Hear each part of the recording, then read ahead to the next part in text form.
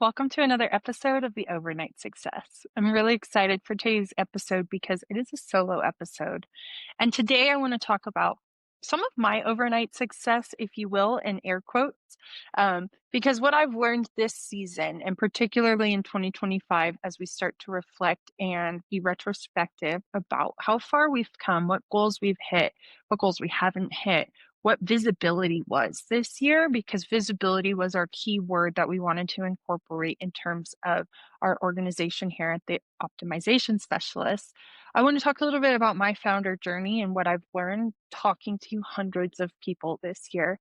I also want to talk about what success really looks like. People think that there's this mantra of overnight success, and that's the whole premise of this podcast episode. But in reality, scaling isn't overnight, but it is possible. A lot of consistency, a lot of focused, determined action, a lot of sweat equity and staying the course. And some of that really aligns with being true to what your mission is. And so I'm going to pull back the curtain a little bit today and talk about what that looks like for us at the Overnight Success through the Overnight Success podcast, but also at the optimization specialist. And although I don't talk about it a lot, I do want to bring in my role at Geekdom as well. And so with that, walk with me on this journey. I'm going to take you back to where my entrepreneurial journey began about 6 years ago. I was doing a lot of coaching and consulting and helping business owners restructure their back end so that everybody in the team was rowing in the same direction. And what I realized is that these teams needed some sort of technology where about 4 years ago, brought in my business partner, and he started to help implement technology, which is a spot where I needed to learn how to delegate because I wasn't as good at that.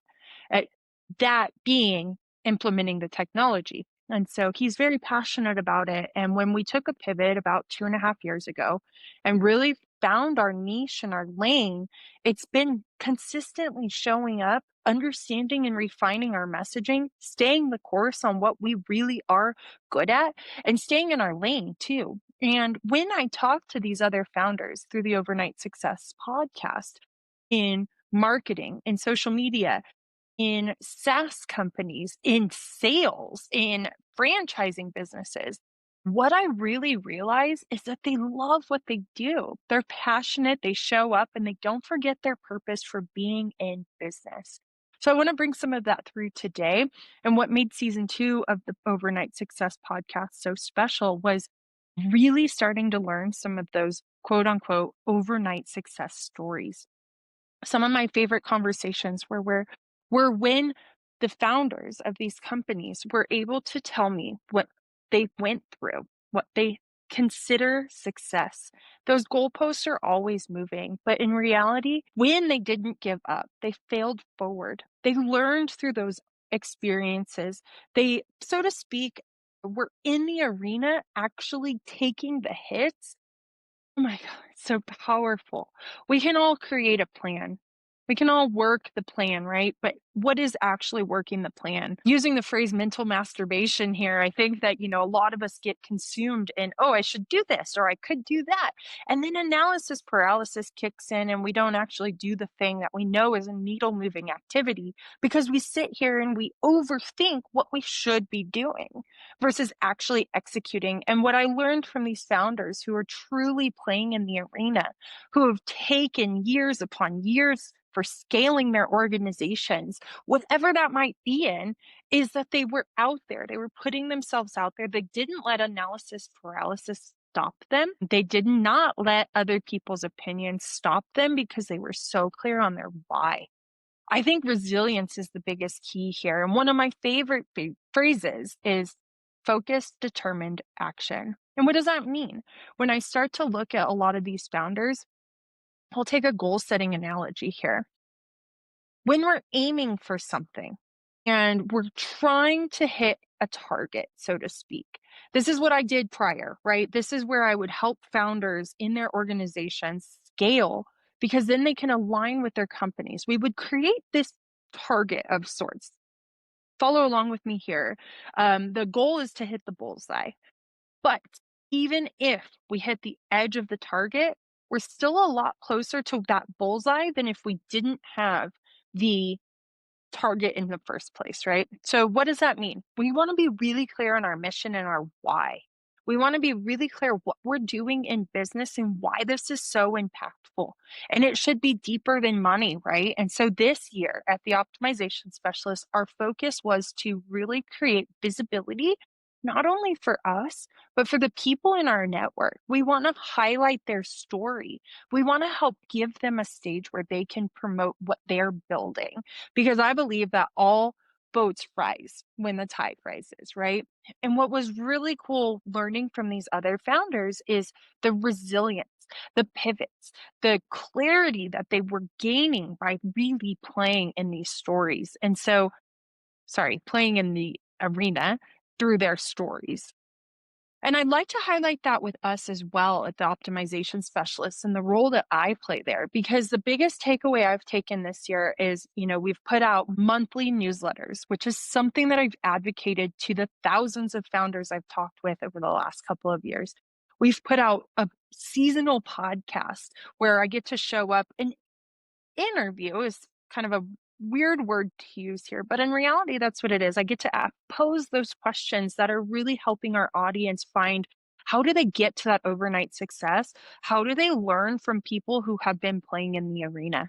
And one thing that I took away was don't be afraid to play bigger than you think you can. We often overestimate what we can do in a day and underestimate what we can do in a year or 10 years from now. And so that's what we can really focus in on when we start to be clear about our mission and our why and what we're doing in our companies, right? We're going to hear a lot of feedback. The analogy I like here is kind of the tip of the iceberg. You're building and you're building, but ultimately, other people are only seeing the tip of the iceberg and you're building so much below. Your mind is constantly going because you're the right person to be building this company. And so I really want to lean in and say, as I've worked through these different pieces of our organization, we've worked with 35 different companies and organizations this year at the optimization specialist. We've implemented monthly newsletters. We've implemented our season 2 podcast, right? We're going to come back again next year with more stories to tell. And along the way, the things have gotten easier, not simpler. And maybe in some way simpler because we optimize our systems, right? And we talk a lot about systems here at the optimization specialists. And when we start to look at those systems, we continue to hit glass ceilings. The first time we do something, there's more resistance, there's more clicking around, there's more challenges. The second time we do it, we learn, oh, okay, I can maybe optimize this step. The third time, and what does that equate to? That helps us help our customers. That helps us save time, right? And so through my journey at Geekdom, I've helped over 500 entrepreneurs this year. I've helped facilitate over 40 different events. And I got to do the optimization specialist as the side hustle, so to speak, where we really show up and we put all of our effort, and we give it back to our customers. And so I really think that when we know what we're focused on, we're able to play bigger. Another thing that we implemented this year was Tech Tuesday. Tech Tuesday is our monthly event at the Optimization Specialist where we can help you answer your tech questions. We help you talk about automations and optimizing and things like that, where we want to help you build out the most robust CRM and operating systems because we believe that time is our most valuable asset. So when we start to really pull back the curtain of this, I've felt burnout, I felt anxiety, I felt depression. All of these pieces are part of the glass ceiling of being an entrepreneur. But the biggest thing after 6 years as an entrepreneur is staying the course, understanding why I got into business, why these things are so important, right? And I think when you can start to reflect on that, execute, don't spin your wheels, ask for help. How can we show up and let other people know where we're hurting, where we're suffering, where we're playing too small? Find mentors who have carved the path and learn from them because success leaves clues. And I touched on depression and anxiety a little bit. Anxiety is you're living in the future, and depression is you're living in the past. But how can you stay focused right now? Follow one course until successful. Focus. Take focused, determined action. If you're determined to complete something and achieve something, and you know that this is going to help you get closer to your ultimate goals, you're much more likely to take action, right? And I know I've talked about this before, but 14 minutes and 40 seconds is just 1% of your day. Don't make excuses. A lot of times, the easiest part is actually finishing it. The hardest part is starting. So, for example, going to the gym, it's simple, but not easy. You know that you need to put on your shoes. You know that you need to put on the workout clothes. You know that you need to get to the gym. You know, you need to walk in the door. You know, you need to go pick up weights or get on the treadmill or whatever your flavor of the gym is. But that's so much easier. It's not that easy, right? It's simple, but it's not that easy.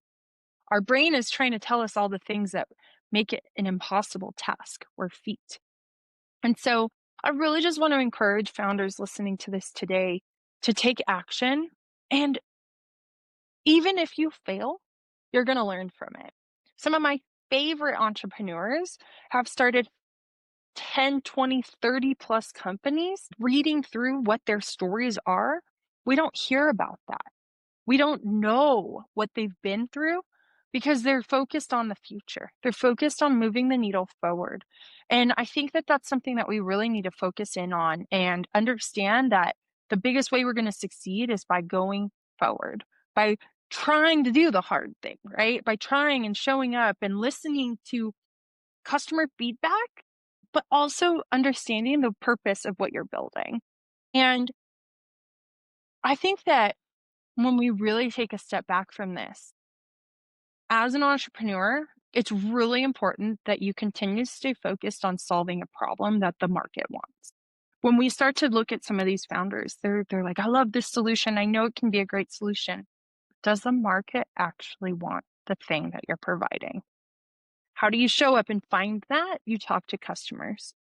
You start to hone in on what your messaging is. You start to learn the storytelling. You start to learn the sales techniques, right? How do you continue to break through those glass ceilings? Because being an entrepreneur will truly test every single limit of who you are. You have to wear a lot of hats, and ultimately you have to do a lot of things when you're starting out. But you are the right person to be building this business because, as Marie Forleo says it, you would not have the dream in your heart if you didn't have what it took to achieve it. And I want to encourage you to continue to lean in and learn the things that you need to learn in order to build the business and become the person who can build the business that you know you can be. Maybe you're looking to make $1 million company. You're not the person today who can do that, but you can become the person by doing the little things today with just 1% better to become the person who can have the $1 million company.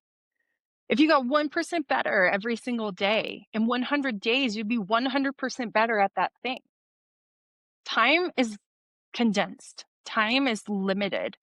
You know, I'll reference Alex Hormozy in his launch of Money Models. He ended up putting out so much content, but that's because they gave a 6-month runway. It's not like he could have showed up one day and made everything. It's not like he could have had one of the largest book launches in history if he had thought he could do it all in one day. The phrase eat an elephant one bite at a time is how you have to look at entrepreneurship and being clear on what you are trying to really achieve. I'll tell you, at the optimization specialist, by putting out a monthly newsletter, by scaling that over 100% from where I started earlier this year, huge win. By implementing monthly Tech Tuesday, having people listen in on that, by scaling our social media channels because we're consistently showing up and educating our audience with a know, like, and trust factor while showcasing authority has been such a win. By helping 35 other companies build out their CRM or their operating system to help them save time, money, and energy has been such a win. But I couldn't be that person 3 years ago, the girl who was trying to navigate a divorce, who didn't know who she was, who was afraid to speak. But now I can sit here and host a podcast, a weekly podcast that highlights other people's stories. Things will get more aligned and more clear the more that you show up. And so I want to ask you, as an entrepreneur, as a founder, what are you taking into 2026 with you? And what are you leaving behind? Because today is the day to start. Set a timer. Maybe you're like me and you use a sand timer. I also have a bunch of timers on my phone. 15 minutes. See how much you can actually get done when you focus. Because scaling isn't a fluke and it's not an overnight success. But with the right mindset, the right systems, the right support, I promise you, it is possible to achieve whatever you want as long as you continue to navigate and solve a problem for the marketplace. I want to thank you for being a part of the journey. I'm really excited that we get to host this podcast. I hope in some way it inspires you to move forward in your company, whether that be launching a podcast, posting more consistently on social media, navigating those sales calls. One tip I'll give here: record your sales calls, understand what is the process. At the optimization specialist, we have a process. We do a discovery call, then we do a proposal call, then we do a kickoff call. And behind all of that, we have automations that talk with our customer along the journey. But we also have personal touch points because I promise you, automating the things is not cold. It's the way that you're going to win. And let me touch on AI a little bit. When we talk about AI, we still need a human involved. So, yes, the world, the landscape, the technological place where we're heading, every single company now has technology in their company. That doesn't mean that you're going to be out of a job.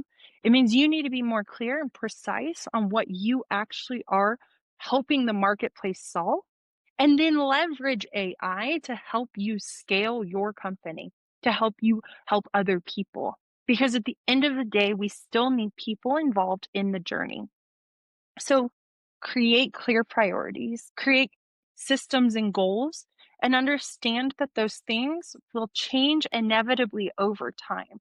It's not one thing works and then you stick with it. It's figure out over the course of 30, 60, 90 days, is it working? Is it not working? What's working about that and what's not working about that?